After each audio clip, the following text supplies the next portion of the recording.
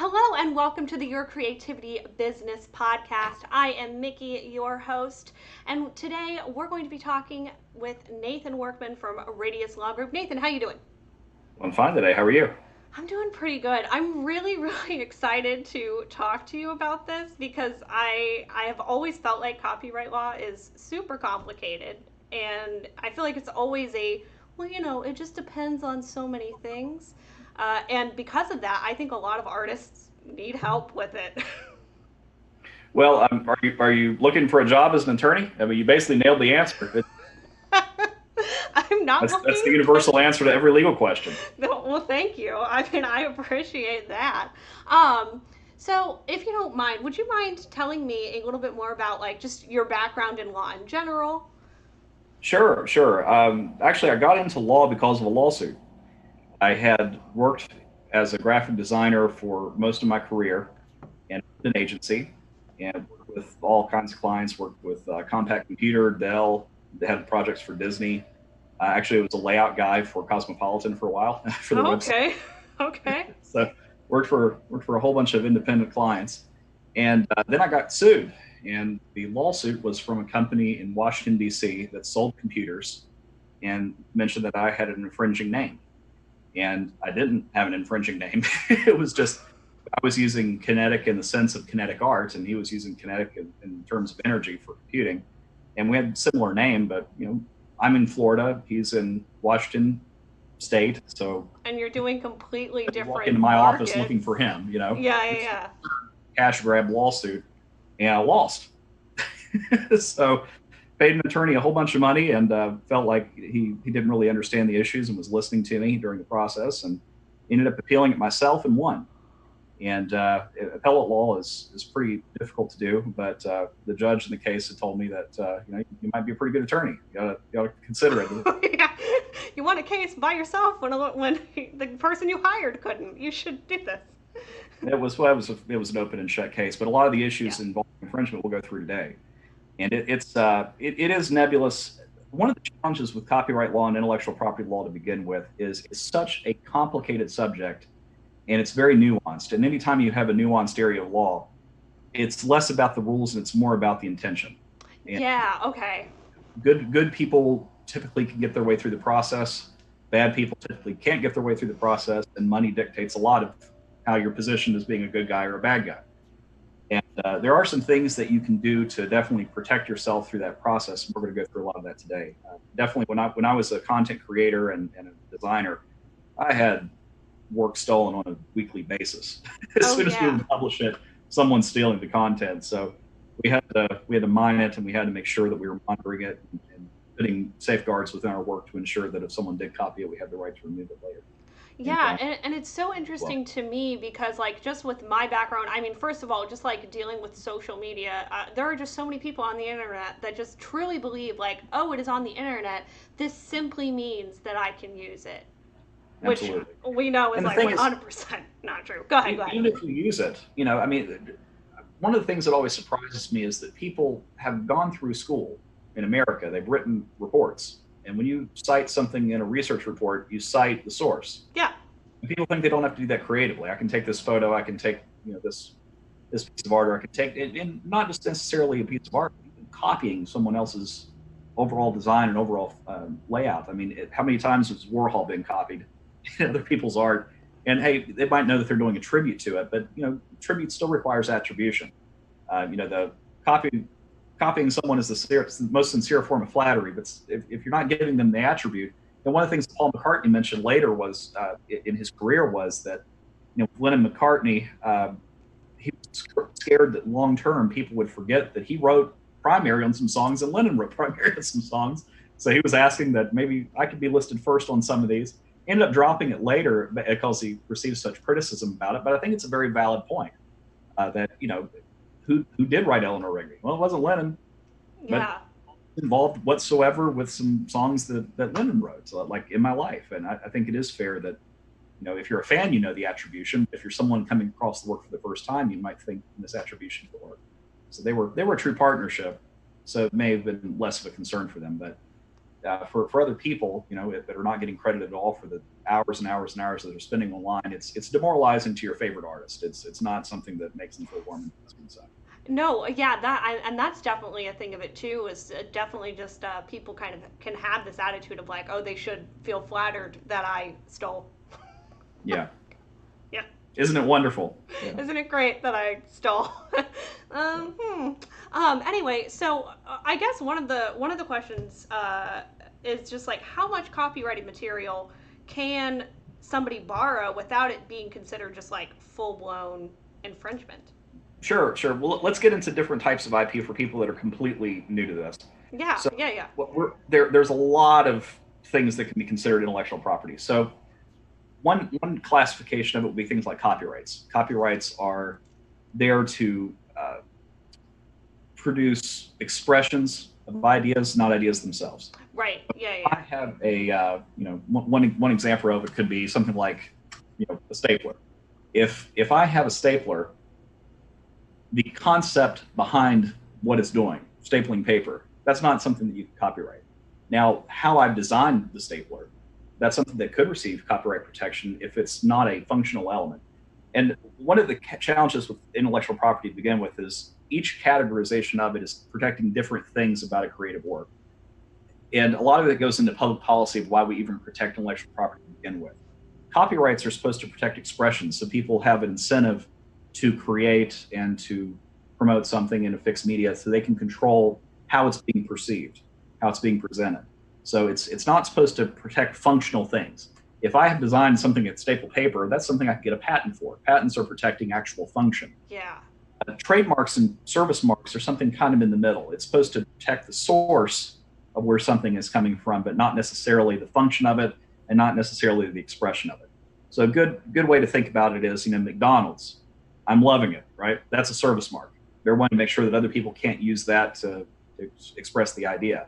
But also the way that their restaurant is designed, the functional elements inside how you enter in, that's also protected by service marks because they want to make sure that their restaurants are laid out in ways that other people can't lay out a restaurant.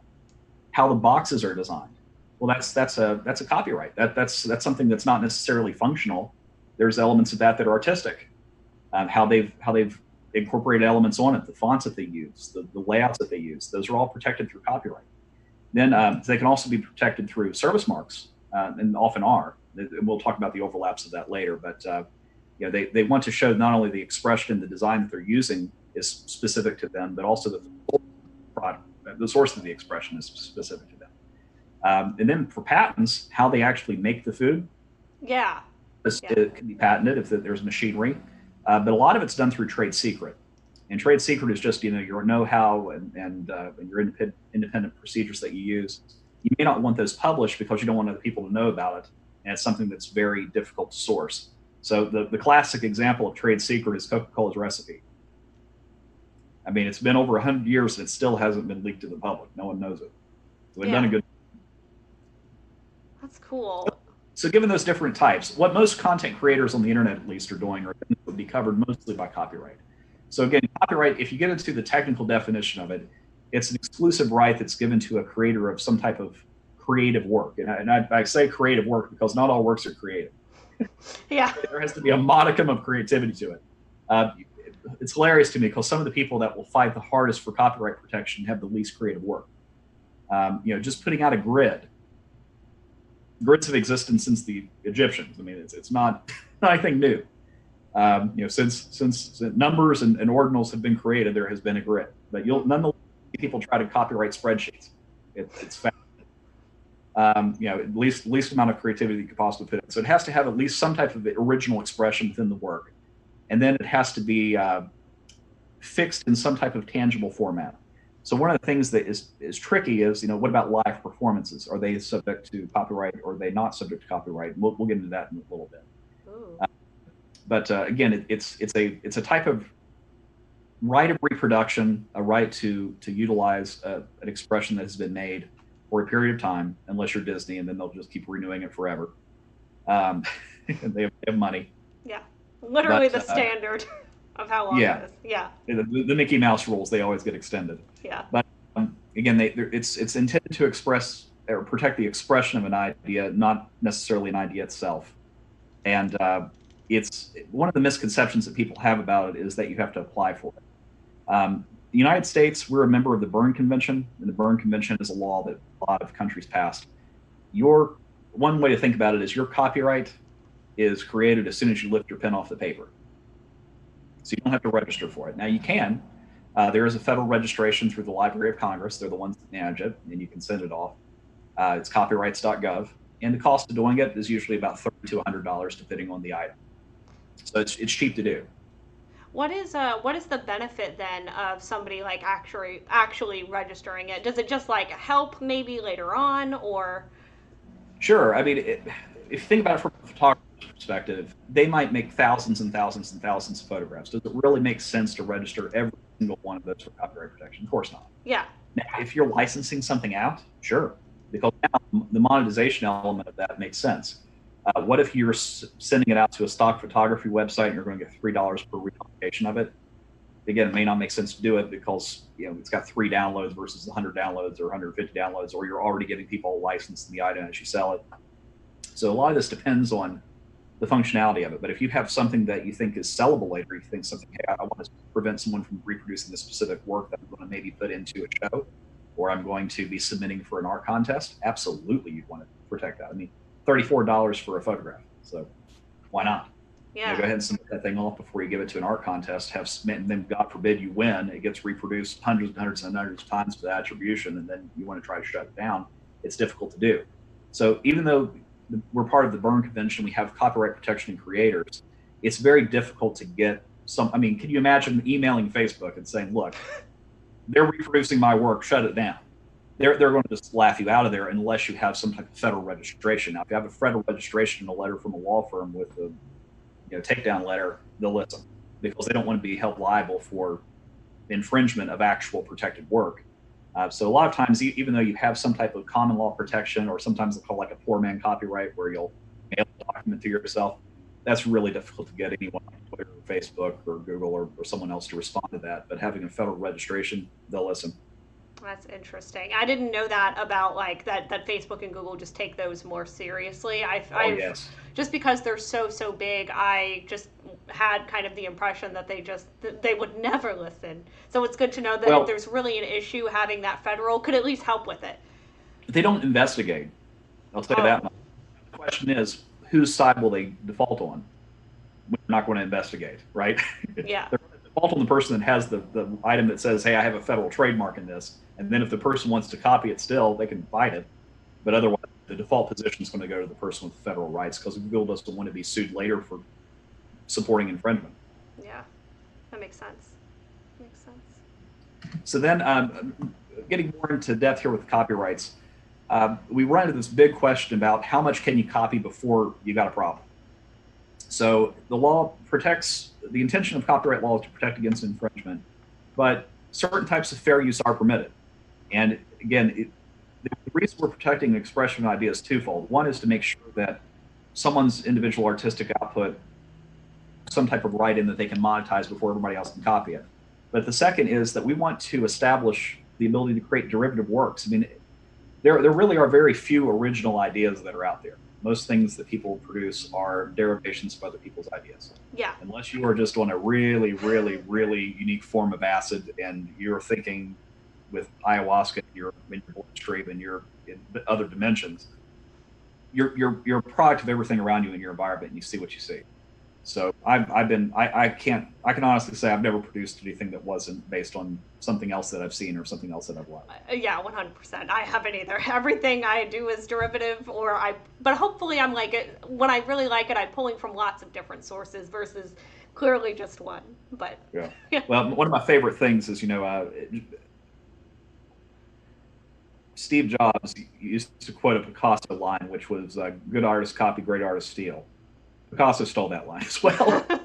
That's funny. If you actually look at the history of that quote, it's all the way back to about 1860, where people were saying. And the original person that outlined it was Chaucer. Actually had a line in one of his publications back in the 1600s that was kind of similar type of idea. But people have stolen that item forever. It's been attributed to Picasso. It's been attributed to Jobs. It's fitting that someone else actually wrote it back in the 1600s and never got attribution for it.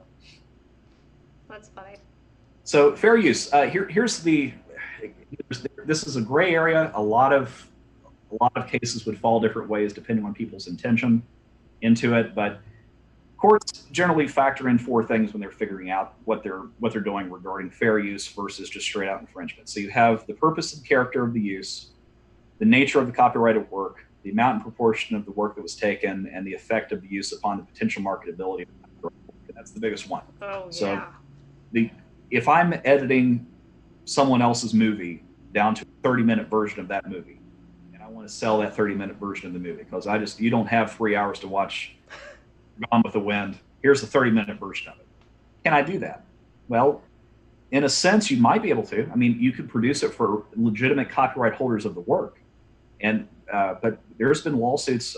One in particular was between a company that had edited movies for the Christian marketplace that would automatically skip or fast forward through movies through parts that had sexual scenes, parts that had violent scenes, and they were sued from the original copyright holder saying you're misrepresenting our work. And they were allowed to do it provided that everybody had bought the original copyrighted work, and this is just a tool about how to use it. Oh, I see. So, and we'll get into a little bit more of that in a minute. But one of the challenges would be something like, you know, are you changing the artistic expression? Are you changing what was actually being done in the work that you're using? How transformative is this use? I would say that a 30-minute version of Gone with the Wind is fairly transformative. Yeah. So again, the market is going to come down on the side usually that you're able to do that. Now, do you have to pay for licensing? Absolutely. Do you have to give attribution? Absolutely. Can the original content preventer stop you from doing it? Possibly. It gets into a question of whether or not they'll grant the license. But in a situation like that, the person that's watching it that bought the original license had the right to fast forward it through anyway. So they end up saying that, look, this is just a service to help speed up what someone else could have already done if they wanted to, if they were a legitimate rights holder. That's true. Now, something else like Napster, what about them for copyright infringement? Well, not a very transformative use. No, it wasn't. You buy, Yeah. just trying to give it away for free. So no, they were Grongster and all the others were held to account for it eventually. Now, was it good for the industry? Maybe, maybe not. There's competing arguments on that. Record sales plummeted after those types of things fell, but advertising revenue and content or concert revenue increased drastically. So who knows? Yeah. I mean, definitely, it's funny because not transformative of the art itself, but transformative for the industry. Oh, absolutely. Yeah. I brought some things out here as fun. I'm a props guy, so I like these props. But I'm the Gallagher of the wall. But something like this, little Mega Man Mega Blaster. I mean, I can show that in the video when I'm talking about copyright. Am I violating their copyright by doing it? Of course not. I'm just trying to use it for fair use to show an example of a copyrighted work, something that is an expression of an idea of a blaster that someone has created. But I paid for it. I bought it. I have the right to show it just as much as anybody else because the purpose of the use that it was created for was to display. I'm displaying it. So that'd be a fair use. I mean, again, you could use an item for what it was intended to be used for. That's perfectly fine. One of the things you'll see within movies and with other types of productions is that typically they'll blur out a label. Yeah. The marketability of licensing, because if they show cornflakes and cornflakes paid $50,000 to be featured and Red Bull didn't, how much do you think they're going to pay next time they're going to be in a movie? Yeah. But if you buy cornflakes, could you display it within a marketed work? Absolutely. The only thing that they could potentially shut you down on would be, are you affecting their brand? Yeah, that would be the question. Like if it was showing it in a negative light, like maybe if like a kid is like, I hate cornflakes. Yeah. Now, could you? Yeah, you could eat it. Now, whether, and again, that gives them the question of whether the box is being used to market the item versus the actual item that you're purchasing, or you're purchasing the cornflakes. That's again a little bit more of a nebulous area. But going into the fair use item, I mean, could you use something like that for a prop in a work, on a stage work? Sure. I mean, what's the effect of the use upon the potential market or value of the work? Well, you bought it for what it was used to be purchased for. You bought it to eat, and you're eating. Yeah. Right now, the question is, like, if you killed someone with a cornflakes box, and that was, or you said that the cornflakes were poisoned and he died, and now it's giving the impression that all cornflakes are poisonous in the marketplace. A little different there. That might infringe to a bit. You might have to use flakes of maize instead of cornflakes. Yeah. So a lot of these items gets, and again, with an attorney, one of the things that we're having to analyze is, how much of this could potentially be a problem, and what can we do on the front end to stop those things from occurring. So again, a lot of times for professional productions, if they can't get rights clearances, they'll just go ahead and make, beer, or they'll come up with their own brand, instead of other things to prevent the issue from occurring. Some brands in particular, like Barney, is notorious for this. Even if you run a costume, if you use Barney in a chocolate party, they'll shut it down. Yeah. They're do that. But yeah, I understand it. Again, they're specific about the use. They don't want him to be displayed in a way that potentially cause damage to their brand. Yeah. And one of the things that's important to remember for infringement, it doesn't require the creator to suffer economic harm. It just has to be an unauthorized use of their copyrighted material. Yeah. So you don't have to prove, in order to show damages, yeah, you'll have to show economic harm. But just to show infringement itself, no, it's just that it's an unauthorized use. So that's one important thing to remember for internet too, is that, hey, well, I'm just reposting. I'm giving you exposure. Doesn't matter if it hurt you economically. Doesn't matter if they have 5 followers. You can still shut them down. It wasn't an authorized use. You do not have to prove economic harm. Getting into fair use again, one of the things we mentioned earlier was derivative works, and derivative works can be produced from copyrighted material, but it generally requires permission. Yeah, there's exceptions. Like one of the things you can do is that you can give critique, you can give public advice, but one of the things that gets tricky is, well, if I'm a copyright holder and I don't like the review, can I shut the review down? That is very tricky. Yes. The movie industry tries to do this all the time. One of the things that you'll see is that they'll do like blackouts on reviews. So we're gonna shut it down and we'll lift the embargo the day before the movie issues. Is that legally enforceable? No, not generally. Do they do it, and does the journalistic industry play along? Yes, because they want to get invited to the next pre-screening. Yeah, I think that's definitely the thing, is like it's kind of like a back and forth as far as like who does it benefit to play along more, because I know like in local like performing arts industries, a lot of times there's a comment, and especially in today's era where in some ways anybody can be a reviewer, there are sometimes commentary as far as like, okay, like, do you let like this reviewer write something about the show? But from a local perspective, right, it actually hurts you to kind of be that guy that's like, oh, I don't like that there was a bad review written by me. And so that's very much on the artist. But of course, like from a movie perspective, it actually hurts the reviewers more with that power play. Because the thing is, in movies that have held an embargo all the way on the day before, there's been some extreme examples of this, but something like Avengers Endgame, where they had a hard embargo until they looked at the day before the movie. They did it to protect spoilers. Yeah. And I can understand that. Now, did it work? Yeah, it definitely worked. That was one of the most successful examples of an embargo in the industry ever. Did it hurt the movie? No.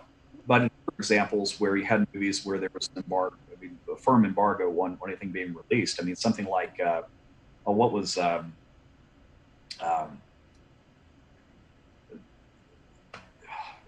it's a guy that was in Saturday Night Fever, John Travolta. The movie that he played, the mobster. Oh no, I'm not gonna know. Last year, he I can't remember the name of it, but I think Fred Durst directed it. It was awful. They knew it was awful. They tried to put an embargo on this thing, and no one watched it because of it. They're like, damn, if it's a small budget production like that, and they're trying to stop critique. It's one thing for a Disney blockbuster with a $450 million budget to do it. It's another for one with a $30 million budget to do it. Yeah. And it can hurt. So, lack of criticism can backfire both ways. Sometimes movies are rated so poorly that the content producers will say, hey, it's the movie the critics don't want you to see.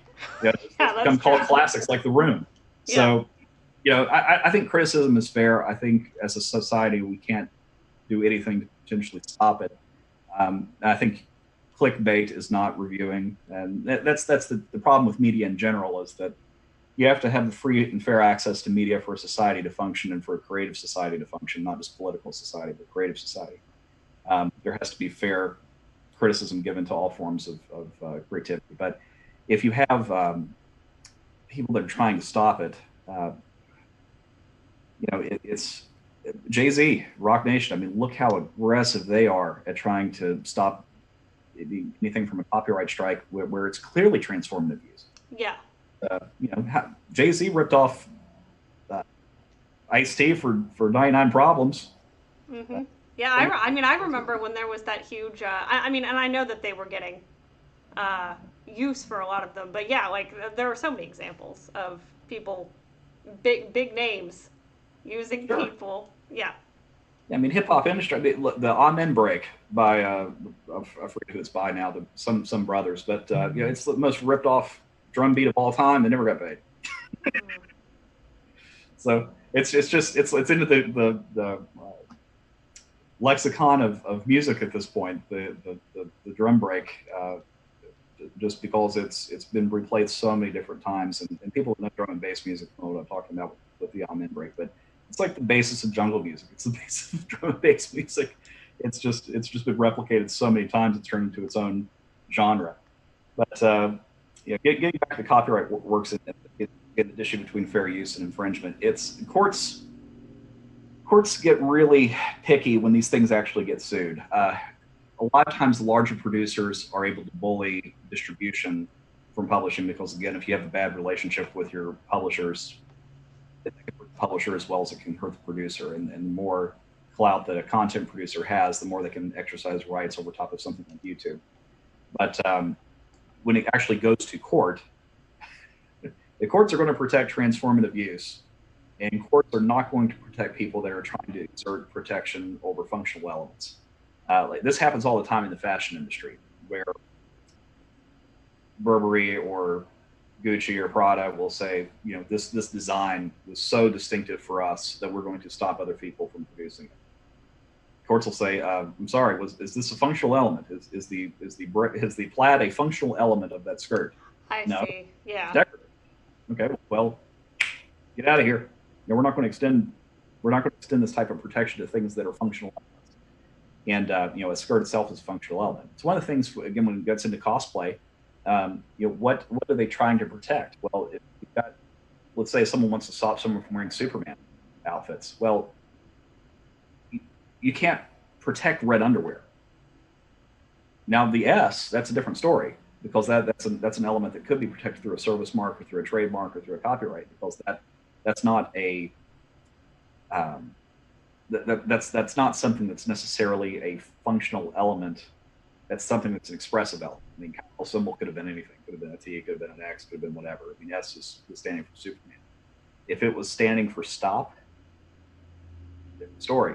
Probably could replicate it if you want to replicate it. It's just the elements together made something unique. It was a unique expression. But it's trying to stop someone from wearing a red cape, forget it. That's why a lot of times for costume work, they know better. One, they don't want to anger the fan community, but two, what infringement are you infringing on? Yeah, like I remember, and people have to forgive me on the specifics, but I've seen it a lot with like Star Wars costuming, and that, like, for example, like the mass production of Jedi robes, like people taking commissions to make a brown robe, right?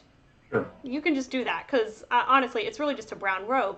But let's say that you're taking and usually kind of the key distinguisher that I've heard is an excessive amount, the mass production of like stormtrooper helmets.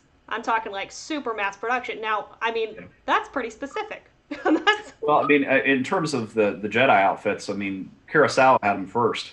If anybody has a right to sue, it would be him, not George Lucas.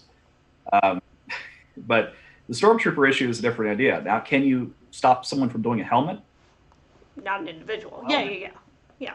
Now, the specific design, yes, that's copyrightable. But again, in terms of Lucasfilm, do they want to stop the free advertising that exists? Maybe not. I mean, it depends. A lot of it, again, goes into the marketplace of the use and what are people doing. Now, if I have a service where I'm selling someone a helmet, and they can accessorize it or they can use things on it to make it into whatever they want to make it into, you absolutely couldn't stop that because it's all function. But if I'm replicating a specific design, one of the things that I get into a lot of clients is that it's not that expensive to license things like that. If you have a limited market and you're only going to sell to 4 to 5 clients, it's actually cheaper to get a license for that from Lucasfilm than you might imagine. Oh. Yeah, they'll base it on the marketability of the product. And I mean, most people want to make money. They're in the business of making money. If you can make a custom lightsaber and you want to license the one from Lucasfilm, well, they'll license it to you as much as they license to anybody in China to produce it. I mean, at least they know with an American company, they're probably going to have a lot less theft. So it's, you can license an item for 10 production runs or 100 production runs or per item basis. They'll do it. Yeah, that's something else that I never think about either. Again, just because it feels so exhausting, not because it necessarily is. But I almost always say to myself, like, well, I don't own that, so I can't do it. I never think to myself, what if I asked for the license Well, the for it? joke always is that, like, the end of an NFL broadcast, they'll always say, like, a license for home use is permitted. Only you have to get permission to use it in a group environment or anything else like that. Try sending the NFL a letter requesting to broadcast a show for a party. They'll generally grant Yeah. it. I haven't run into too many situations where they wouldn't. But, a lot of the corporate events that I would help to work on or help clients with, where they want to show copyrighted material, they'll contact MGM and say, hey, we want to show part of Cleopatra. Can we do it? Sure. Don't even charge them. They just say you do it. I mean, if it's not in a situation where they're monetizing it, just someone wants to show it in a presentation, why not? It might exceed past what fair use would be. They're not using it in a critical capacity. They're using it for an entertainment capacity. But most of the time, rights holders aren't jerks, and most of the time they clear it pretty easily unless there's a strong commercial element to it. If you're going to be making money on it, yeah, they want a piece of the action too. But if you're doing it just for, I've had sections where I was teaching courses in college, but it was enough use to where I felt like it extended beyond fair use and contacted the rights holders. One in particular was Joseph Stiglitz. I wanted to reproduce a section of his book and 30 pages from it, and gave me permission without exception.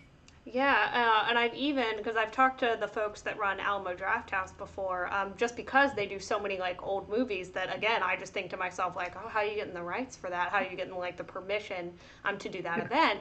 And then I think that they've told me before that it's something like it's like a 30-70 split, and that's Yeah, it. And if the theater's going to be empty anyway, why that not? 30-70 split's better than nothing. Like, Absolutely, and because again, it's good for everybody. Gives them exposure from the business element of it. You're getting new customers. You're getting new people that you may not have otherwise had, and for the rights holders, especially for things that it's not out in the public main use anymore. I mean, movies especially, things have been out for 5 or 6 years. Why not? Yeah, there's no disincentive to them at all. Like licensing music. I mean, it's a lot easier to license music than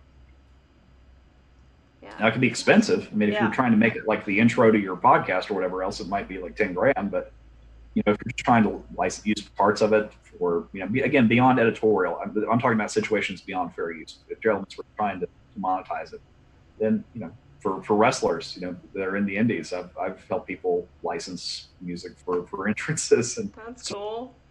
yeah, I've had as low as 250 and as much as about 5,000 to license for it, depending on the promotion, depending on how much it was being utilized. But yeah, not hard, not impossible.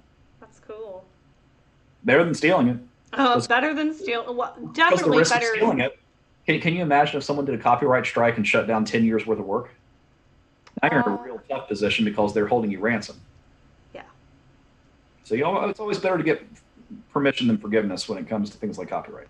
That's like definitely a big thing, and definitely to your point as far as like people forget about the ramifications that it can have, because yeah, I mean, especially online and especially in like art and like content creation, we're building these platforms for, let's say, 10 years, and then you just get shut down because of that one copyright infringement that you could have asked for.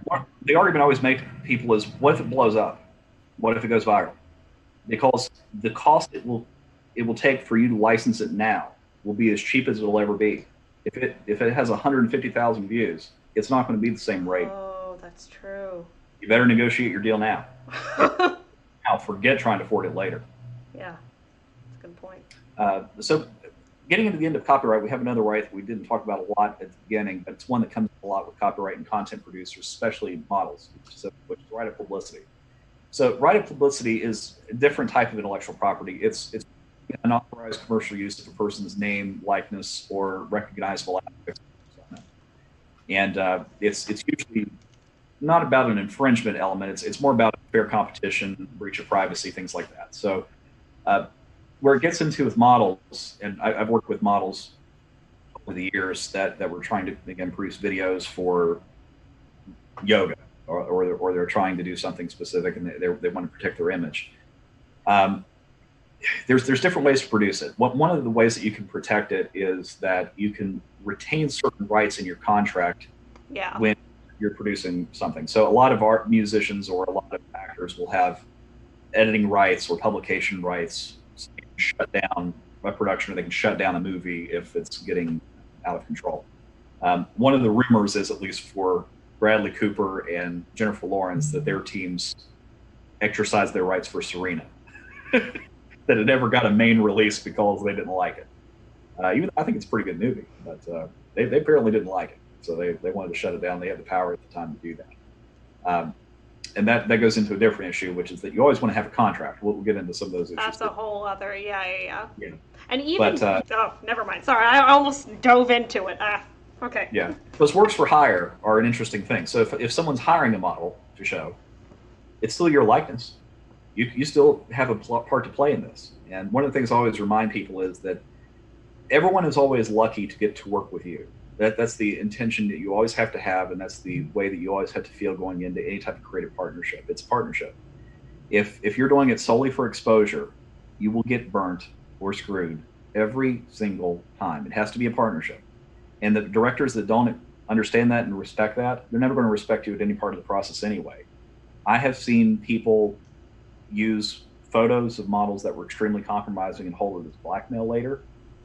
Always want to have editorial rights in your contracts and have the ability to stop any type of publication that you feel like would be injurious to your career. And again, if they won't respect that, they won't agree to that. I mean, if someone will agree to that in a line item of the contract, they cannot use your work in any way that you feel is injurious to your career. Why the hell would you work with it? What amount of money is worth it? Well, yeah, no, but that is like that is the really big thing, though, is like the question that a lot of people don't ask themselves is like, if they don't sign that, what does that mean about them as a person? They go to another content producer. Yeah. It's just get up off that one and move to the next one. I mean, again, will it mean that you may not have the same career? Sure, but who are you trusting for your career that you think you're going to have? Criminals to begin with.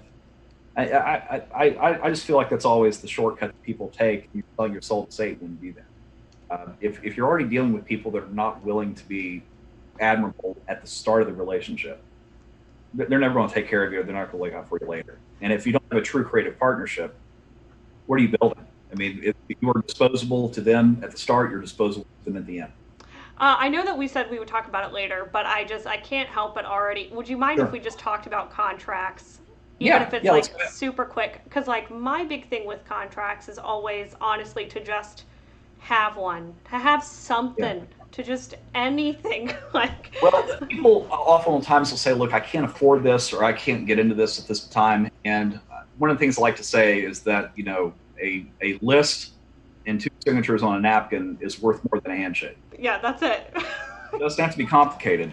But every creative union or guild or trade association in existence has a standard contract that covers almost every situation. I mean, so one of the things for artists too, I think a lot of times they're hesitant to join guilds because they don't want to pay membership dues. They will look out for you.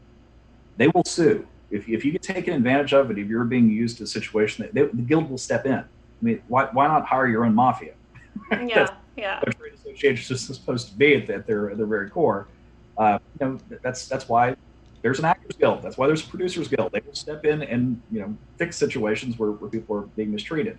So again, if you're going to do this professionally, you have to think about it as a business. Join people that will help you, and join guilds that will help you further your career.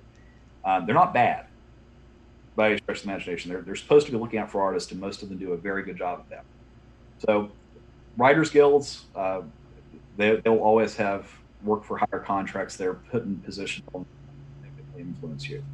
But there's no excuse anymore with the internet. There's so many public contracts that are available, script writing contracts that are available, other things that for modeling that are available. Just follow what someone else has done. If you can't afford anything else, and roll with that.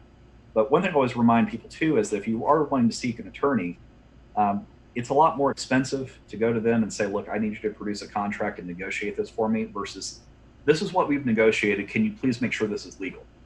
Mm-hmm. That's a 15-minute to 30-minute job for me to just say, yeah, this is fine, go for it. There's nothing here that's disastrous. Whereas if I'm negotiating something from go, it could take 5-6 hours. So once you've gotten the general gist of it together, that's when you want to proceed forward. But agreeing to agree, or people that'll say like, well, we'll figure it out later, or we'll see how much money it makes, and then we'll determine it. Just don't do it. There's no, because there is cost to bad decisions when it comes to creative. And one of the things I found is that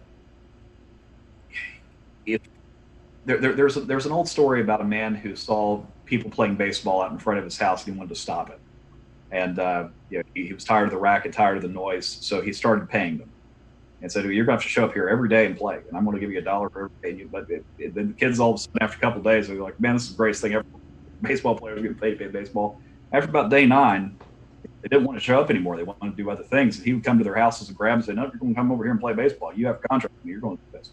Well, after some time, they came back and said, "Look, mister, we don't want to do this anymore. We're so sick of doing this. We hate doing it. We're out of it." So then he got what he wanted. They never came back to the baseball lot to play baseball. Got it out of their system. Sadly, the same situation happens with content creators all the time. And it happens in this way.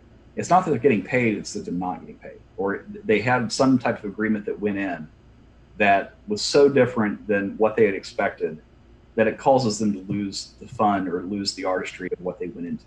Oh, that's a whole other conversation. Yeah, like why? That's what happens when you don't have contracts. Yeah. You're not in art, and you're not in expressive endeavors to get taken advantage of. That is not part of the process. It's like Roll once said, is that the real rock and roll heroes come out alive. Kurt Cobain is not a success story. That's a tragedy of what can happen in the industry. A success story of what could happen in the industry is Paul McCartney, David Bowie, Mick Jagger. People that had long careers, were able to transition between long periods of time and make a lot of money the entire way. Lady Gaga is doing a great job. Whoever's managing Taylor Swift is doing a great job. Britney Spears seems like her team finally got it together. Those people that are going to have long careers, make a lot of money, and protect their work. Great. That's what you want to see. You don't want to see people that OD. You don't want to see people that get driven into depression. And it can happen because, again, a lot of times they have horrible management or horrible decision-making, or people around them that are bad, that are causing them to do things that are having to make them choose between their sanity and their creative desire or creative pursuit. That's not a decision you should have to make. Again, there 6-7 billion people on the earth.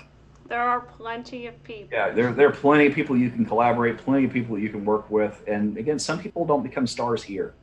That's the other thing I always remind folks is like, there are bands that I love from England that never made any notable impact here in the United States at all, that are gigantic megastars in other places.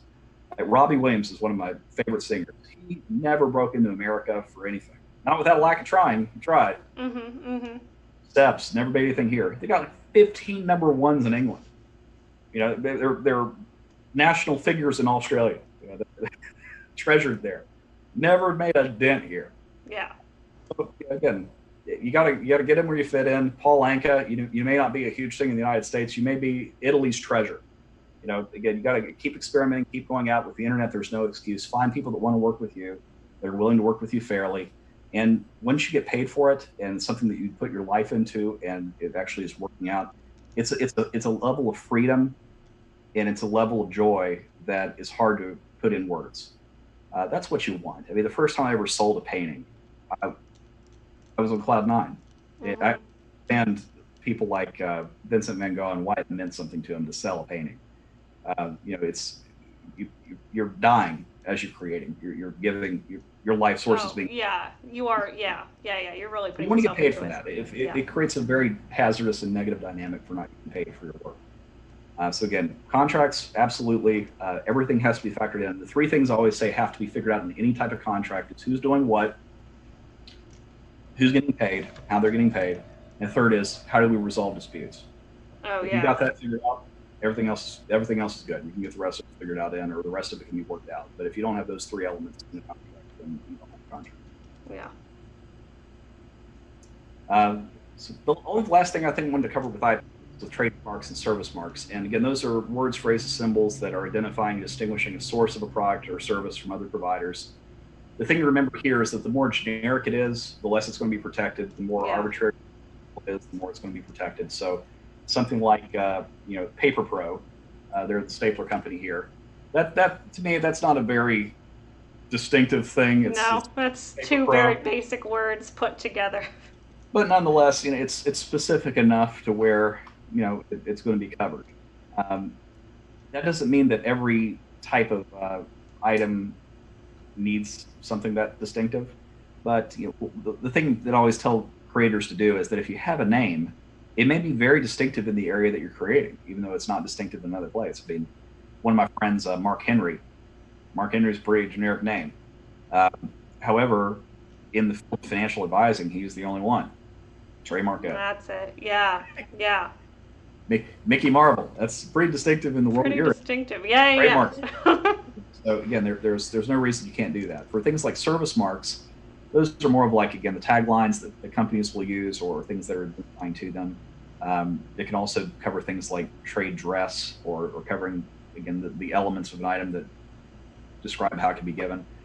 Ferrero Rocher is a great example of that. The packaging that they use is very, very, very distinctive and helps to set them apart from other products. So that's the type of thing that could receive service mark and trademark protection.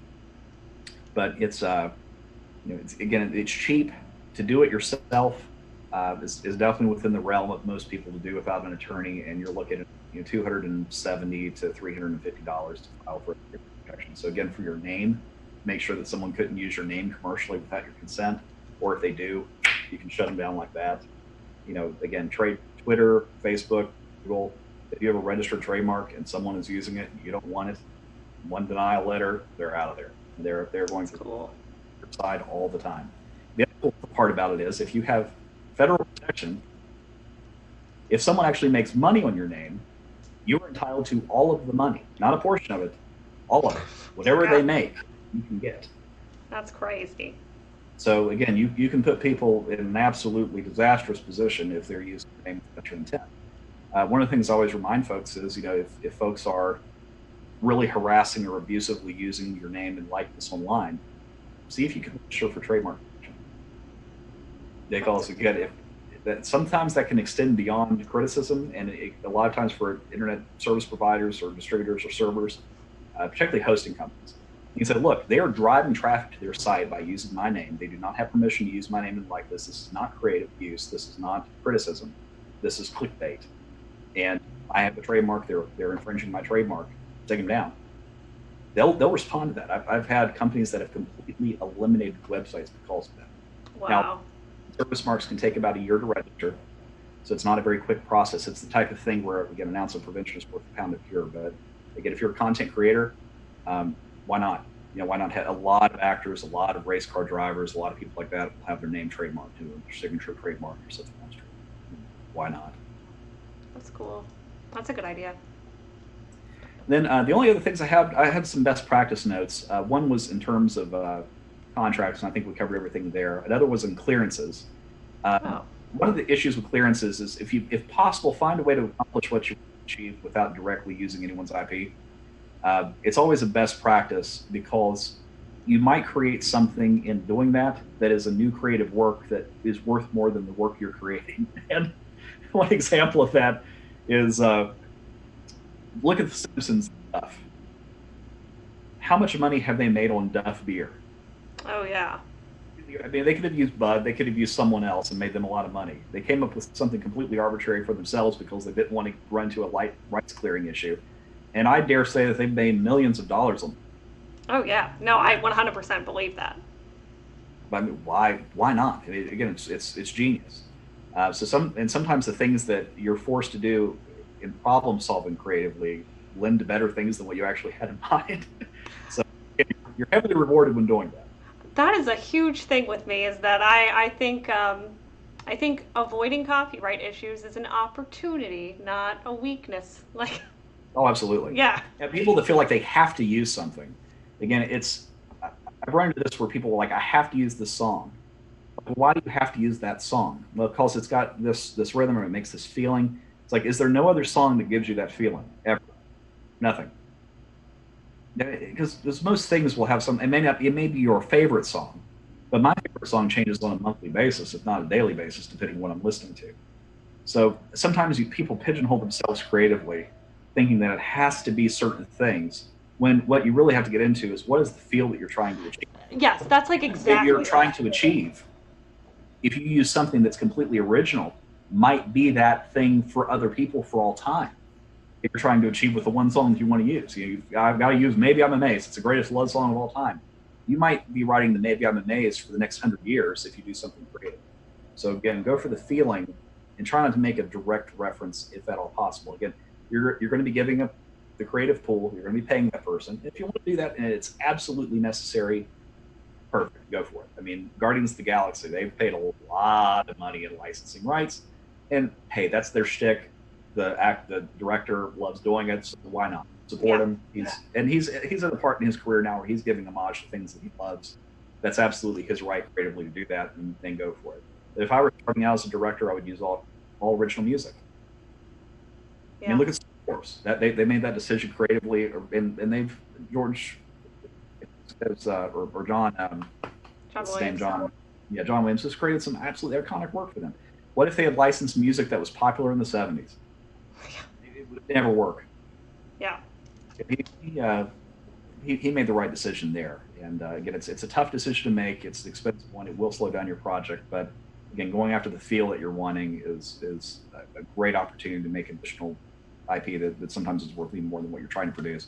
Another thing is that if you are trying to license things, you can contact the owners directly. Sometimes for things like music, there can be multiple owners. Oh yeah. It's easier to use a clearinghouse. So Curator, Greenlight, there's a ton of independent consultants that do this. I've used several of them over the years. They're very cost efficient to use. And again, for publications, why not? Adobe, Getty, there's so many clearinghouses. And, if you're planning on using it for a major creative work, it will never be as cheap as it will be when you're starting out as a brand new producer. If you wait until the thing blows up and then you try to license it, forget it. Better to ask for permission than forgiveness there. Another is how do you protect yourself against infringement or theft from other people? So we talked about registering your own copyrights and trademarks, absolutely within the realm of everybody to do without using an attorney. Then the trick is defending it. And there are companies that you can hire and law firms that you can hire for a very, very, very reasonable amount of money. I mean, typically under $500 a year, that will just set up automated Google searches. And whenever your marks hit or your trademarks hit, they will send automatic DMCA takedown letters, not to the producer of the site, to the hosting company. Yeah. Hosting not mess around. They'll say, look, we aren't taking the gamble here because we can be held liable under a lot of international laws. So we're just going to remove your content. Yeah. And now they're running into a Pirate Bay situation where they have to just constantly go around from country to country to country to try to find someone that'll license them out. No one in any established country would ever do it, get sued. And also, there's liability insurance that you can buy to protect yourself against accidental infringement. I encourage companies to add that in as part of their general liability insurance, because you never know when someone's on social media and accidentally posts something that isn't properly attributed, and the company can get sued for that. And like I mentioned before, if someone has an actual federally registered trademark, they get all of the profit from that. So if you posted out something that had a link where people were supposed to come to a seminar and you accidentally used someone's work, it's not something that maybe was intentional, but still infringing. They make insurance that can cover that. It's usually about $200 to $300 a year. Makes a lot of money, and you're using things, and you have people coming in and out like interns that may not be familiar with the rights. The last thing I wanted to give you here is that people can always contact me. I mean, I'm available at radio.com if they have any questions. I was going to ask, what's the best way for that you want people to contact you? Yeah, just head over to radiuslaw.com, radiuslaw.com. You can always get a hold of me there. But another great resource here is Takora Davis. She's out of Charlotte. She runs the Creators Law Firm, and you can find her website at takoradavis.com, TICORADAVIS.com. She's a wonderful IP attorney. Did you say Tori, like T-O-R-I? Takora, T-I-C-O-R-A. T-I-C-O-R-A. She has a website too with a newsletter for creatives. It's really good. Awesome. Awesome. Awesome. Well, Nathan, thank you so much for joining us. Chat, thank you so much for being here. And I just thank you so much for joining us for the Your Creativity Business podcast. Well, thank you very much. It was a pleasure.